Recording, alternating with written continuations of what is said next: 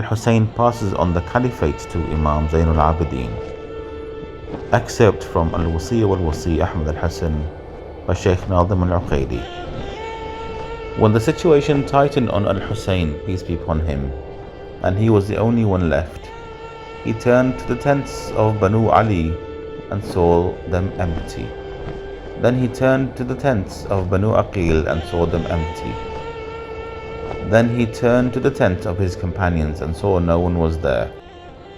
Then he began to repeat, there is no ability nor strength save with God, the Most High, the Mighty.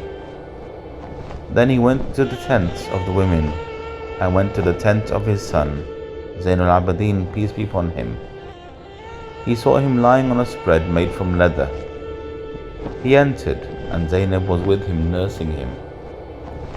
When Ali ibn al-Hussain, Zain al-Abidin, saw him, he wanted to get up but was unable to, due to the severity of the illness. He said to his aunt, "Lean me against your chest. The Son of God's Messenger has come."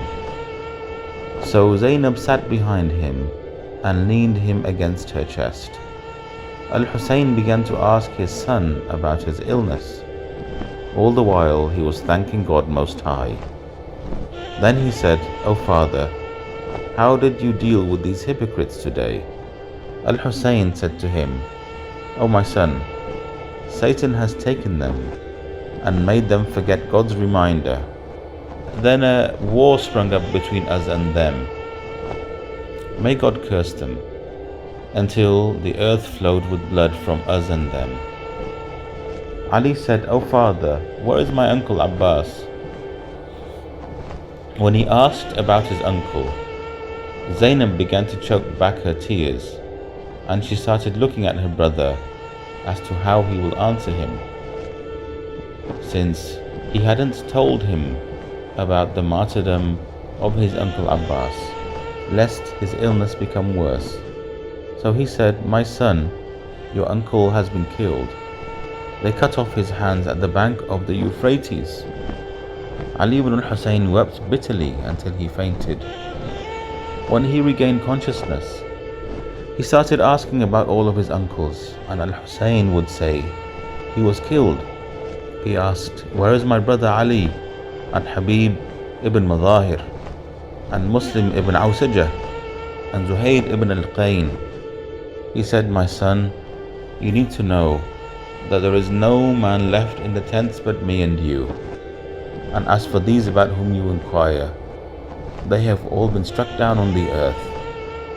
So Ali ibn al-Hussain cried bitterly and said to his aunt Zainab, "O Aunt Zainab, bring my sword and staff." His father said to him, "What will you do with them both?" So he said, "As for the staff, I will lean on it, and as for the sword, I will use it to defend the Son of God's Messenger, for no good can come from life after he has gone."